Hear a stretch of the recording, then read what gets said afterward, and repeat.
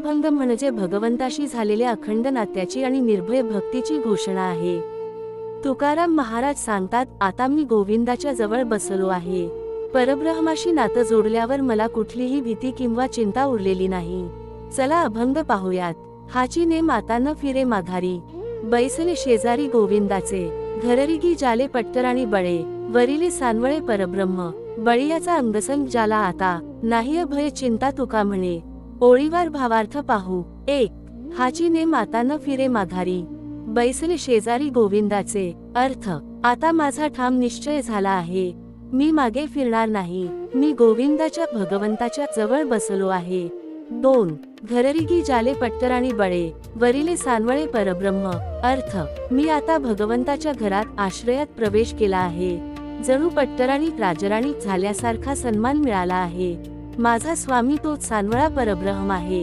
3. बळीयाचा अंगसंग जाला आता, नाही भय चिंता तुका म्हणे। अर्थ, आता त्या बलवान परमेश्वराचा सहवास मला लाभला आहे।